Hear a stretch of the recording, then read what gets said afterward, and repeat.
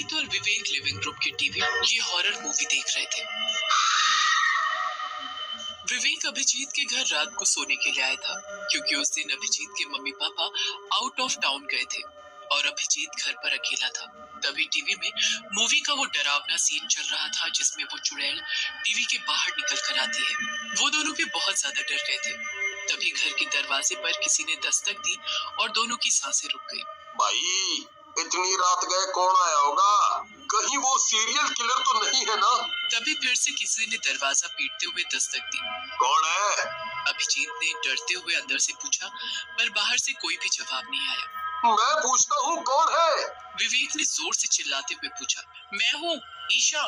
बाहर से एक लड़की की आवाज आई। दोनों सोचने लगे कि रात के 2 बजे ये लड़की हमारे घर क्यों आई होगी। उन्हें दाल में कुछ काला लग रहा था, इसलिए उन्होंने दरवाजा नहीं खोला। तुम यहाँ पर क्यों आई हो? विवेक ने अंदर से उस लड़की से पूछा। जी, मैं क्लब से अपने घर जा रही थी कि तभी मूसलाधार बारिश शुरू हुई। रास्ते पर पूरा पानी भरा पड़ा है, इसलिए स्कूटी चल नहीं रही है। इसीलिए मैं आपसे पूछने आई हूँ कि क्या मैं कुछ देर बारिश रुकने तक आपके यहाँ रुक सकती हूँ? दरवाजे पर खड़ी उस लड़की ने कहा। तभी विवेक ने दरवाजे के पिप होल से दरवाजे पर खड़ी उस लड़की को देखा। वो बारिश में भीगी हुई थी, पर वो लड़की थी बड़ी सुंदर। इसलिए विवेक ने अभिजीत से कहा, यार, मुझे लगता है कि हमें दरवाजा खोलना चाहिए और उसे घर के अंदर बुला लेना चाहिए। नहीं, मुझे तो लगता है कि हमें दरवाजा नहीं खोलना चाहिए, क्योंकि इस लड़की ने डोरबेल होते हुए भी रात को दरवाजे पर दस्तक दी है। और मम्मी हमेशा कहा करती हैं कि सिर्फ काली शक्तियां ही रात को दरवाजे पर दस्तक दिया करती हैं। हाँ। तभी दरवाजे पर खड़ी लड़की जोर से चीखी। अबे अकल के अंधे, वो अभी अभी चीखी है, इसका मतलब वो लड़की है, कोई चुड़ैल नहीं। और अगर तू अभी उसे अंदर नहीं लेगा तो वो बीमार पड़ जाएगी। ऐसा कहकर उसने दरवाजा खोला और उस लड़की को घर के अंदर ले लिया। उसने उसे लिविंग रूम के सोफे पर बिठाया। विवेक ने उसे भीगे हुए बालों को सुखाने के लिए तौलिया दिया और फिर वो इधर उधर की बातें करने लगे। विवेक उस लड़की पर पूरी तरह लट्टू हो गया था, पर अभिजीत अभी भी उस लड़की को शक भरी नजर से देख रहा था, क्योंकि उसे लग रहा था कि वो लड़की सीरियल किलर भी तो हो सकती है। कुछ देर में बारिश रुक गई और रास्ते पर का पानी ड्रेन हो गया। वैसे वो लड़की अपने घर जाने के लिए निकल पड़ी, पर जाते समय उसने अपनी बैग से एक पेंटिंग निकाली जो कि एक काले कपड़े से ढकी हुई थी। आपने मुझे यहाँ रुकने दिया, इसके लिए आपका बहुत बहुत शुक्रिया। मैं आपको ज्यादा कुछ तो नहीं दे सकती, पर ये पेंटिंग एक तोहफे के तौर पर रख लो। उस लड़की ने विवेक को पेंटिंग देते हुए कहा। अरे नहीं नहीं, तस्वीर की क्या जरूरत है? अभिजीत ने लड़की से कहा, पर तभी विवेक बोला, अरे रहने दो ना, एक सुंदर लड़की अगर तुम्हें कुछ दे रही है तो उसे लेना चाहिए।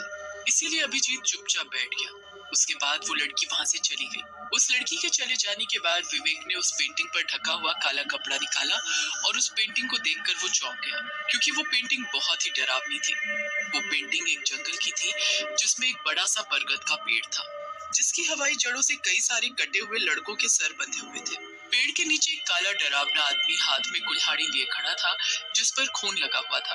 वो पेंटिंग देखकर अभिजीत डर गया। अरे ये कैसी पेंटिंग है? मुझे ये कुछ ठीक नहीं लग रहा। अभी के अभी इसे घर से बाहर फेंक दो। पर वो पेंटिंग डरावनी होने के साथ साथ बहुत बढ़िया भी थी, और ऊपर से उसे वो पेंटिंग उस लड़की ने दी थी, इसलिए विवेक वो पेंटिंग बाहर फेंकने के लिए तैयार नहीं था। अरे इसमें डरने वाली कौन सी बात है? ये सिर्फ पेंटिंग ही तो है। दोनों के बीच बहुत देर बहस हुई और आखिरकार अभिजीत उस पेंटिंग को अपने घर में रखने के लिए तैयार हो गया, पर उसने वो पेंटिंग अपने बेडरूम में एक टेबल पर रख दी और वो लिविंग रूम में टीवी देखने के लिए चला गया। वो दोनों मूवी देख ही रहे थे कि तभी बिजली चली गई। तभी उन्हें अभिजीत के बेडरूम से कुछ गिरने की आवाज सुनाई दी। अभिजीत डर गया, उसके जहन में कुछ और ही चल रहा था। शायद पेंटिंग टेबल से गिर गई होगी, मैं उठाकर आता हूँ। विवेक बोला और मोबाइल की टॉर्च लगाकर वो अभिजीत के बेडरूम की तरफ जाने लगा। विवेक मत जाओ, मुझे कुछ गड़बड़ लग रही है। अभिजीत ने विवेक से कहा, पर सुने वो विवेक कैसा। वो बेडरूम दरवाजा खोलकर बेडरूम में चला गया। तब उसने देखा कि वो पेंटिंग तो सच में टेबल से नीचे गिर गई है, पर जब उसने पेंटिंग उठाई तब डर के मारे उसके रोंगटे खड़े हो गए, क्योंकि उस पेंटिंग में से वो आदमी गायब हो चुका था। ये पेंटिंग में से आदमी कहाँ चला गया? और जैसे ही उसने ये सोचा, उसे अपने पीछे किसी के होने का एहसास हुआ और जब उसने पीछे मुड़कर देखा तब उसके पैरों तले जमीन फिसल गई, क्योंकि उसके पीछे वही आदमी खड़ा था जो उस पेंटिंग में से गायब हो गया था। उसके हाथ में बड़ी सी कुल्हाड़ी थी जिस पर खून लगा हुआ था। उस भयानक आदमी को अपने सामने देखकर विवेक ने डर के मारे पैंट में पेशाब कर दी। उसके पैर थर थर कांप रहे थे। वो विवेक हमला करने ही वाला था कि तभी अभिजीत ने पीछे से आकर उस आदमी के सिर में लोहे का रॉड मार दिया, पर उस आदमी को कुछ भी नहीं हुआ। उसने विवेक को छोड़ दिया और पीछे मुड़कर देखा, पर तभी विवेक बेडरूम से बाहर भाग गया। अभिजीत भी उसके पीछे पीछे भागा। वो दोनों भी घर के दरवाजे की तरफ भागे। उन्होंने दरवाजा खोलने की कोशिश की, पर वो दरवाजा खुल ही नहीं रहा था। अभिजीत ने खिड़की खोलकर बाहर देखा, तब उसे घर के बाहर वही लड़की दिखाई दी जिसने उन्हें वो पेंटिंग दी थी। वो उसकी तरफ देखकर डरावनी तरीके से हंस रही थी। विवेक समझ गया कि उस लड़की ने ही उन्हें घर के अंदर लॉक कर दिया है और उसने जानबूझकर उन्हें वो भूतिया पेंटिंग दी थी।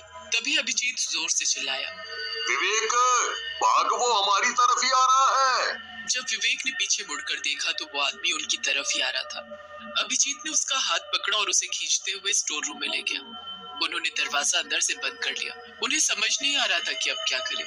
तभी उस आदमी ने दरवाजे पर कुल्हाड़ी मारना शुरू कर दिया। दरवाजा आधा टूट चुका था। अब कुछ ही देर में वो गिरने वाला था। विवेक बहुत ही ज्यादा सहम गया था। विवेक सर पकड़कर जमीन पर बैठ गया और पागलों जैसी बातें करने लगा। मैं मरने वाला हूँ, मैं मरने वाला हूँ, मैं मरने वाला हूँ। विवेक, हम इस तरह से हार नहीं मान सकते। हमें इस आदमी का डट कर मुकाबला करना पड़ेगा। अभिजीत ने विवेक से कहा, पर फिर भी वो सिर्फ एक ही बात दोहराया जा रहा था। मैं मरने वाला हूँ, मैं मरने वाला हूँ, मैं मरने वाला हूँ, मैं मरने वाला हूँ। तभी उस आदमी ने कुल्हाड़ी से पूरा दरवाजा तोड़ा और दरवाजा जमीन पर गिर गया। वो विवेक को सामने देखकर सीधे उसकी तरफ, तभी मैंने उसके सिर में वो कुल्हाड़ी मार दी। वैसे वो आदमी चिल्लाया। उसका सर दो टुकड़ों में बट गया और वो नीचे गिर गया। वो जमीन पर पड़ा हुआ तड़प रहा था। पूरा फर्श उसके खून से सिंच गया था। मैं विवेक के पास गया। विवेक, वो मर चुका है, अब हमें कुछ नहीं होगा। पर तभी वो बोला, नहीं, वो नहीं मरा है। ऐसा कहकर उसने मेरे पीछे उंगली दिखाकर इशारा किया, और जब मैंने पीछे मुड़कर देखा तब मेरे रोंगटे खड़े हो गए थे, क्योंकि वो आदमी वापस से खड़ा हो गया था। उसने मेरा गला पकड़ा और मुझे उठाकर दीवार पर फेंक दिया। मैं नीचे गिर गया। मेरे सिर में चोट लग गई थी, इसलिए मैं अपनी जगह से उठ नहीं पा रहा था। उस आदमी ने विवेक के सिर के बाल पकड़ लिए और उसे स्टोर रूम के बाहर लेकर गया। मैं जमीन पर रेंगते हुए उस आदमी के पीछे गया। वो आदमी उसे घसीटते हुए मेरे बेडरूम में, पर वो पेंटिंग थी। मैं समझ गया था कि वो आदमी विवेक को पेंटिंग में अपने साथ ले जा रहा है। मैंने अपनी पूरी ताकत एक कर दी और जैसे तैसे करके बेडरूम की तरफ भागा। तभी उसने मेरी आंखों के सामने पेंटिंग में छलांग लगाई और वो विवेक को अपने साथ पेंटिंग में ले गया। मैं भागते हुए पेंटिंग के पास चला गया और मैंने पेंटिंग में देखा वो आदमी घसीटते हुए विवेक को बरगद के पेड़ के पास ले गया। उसने अपने हाथ ऊपर उठाए और उन्हें जोड़कर उस पेड़ से बोला, हे राक्षस देवता, क्या आपको ये बलि कबूल है? तभी उस पेड़ पर 2-3 मशालें जल पड़ी। वैसे ही वो आदमी हंस पड़ा। उसने अपनी कुल्हाड़ी उठाई। मैं तभी समझ गया कि वो आदमी उस भूतिया पेड़ को विवेक की बलि चढ़ाने वाला है। मैंने वो पेंटिंग उठाई और उसे हिलाने लगा, क्योंकि मुझे लगा कि ऐसा करने से वो आदमी पेंटिंग के अंदर इधर उधर हिलने लगेगा और वो नीचे गिर जाएगा। मैंने पेंटिंग हिलाकर उस पेंटिंग में देखा, पर तभी उस आदमी ने कुल्हाड़ी से विवेक का सर धड़ से अलग कर दिया और वो कटा सर जमीन पर गिर गया। विवेक की लाश जमीन पर तड़प रही थी। उसने मेरी आंखों के सामने विवेक का सर काटकर उसे मार डाला, पर मैं देखने के सिवा कुछ भी नहीं कर सका। मैं रोते हुए पेंटिंग में देख ही रहा था कि तभी उस आदमी ने मेरी तरफ मुड़कर देखा और बोला, मैं आ रहा हूँ। मुझे लगा कि वो आदमी अब तस्वीर के बाहर आ जाएगा। मैंने बिना समय गवाए मेरे सभी कपड़े उस पेंटिंग के ऊपर फेंक दिए और मैं एक कपड़ा लेकर किचन में भागा। वहां मैंने उस कपड़े को आग लगाई और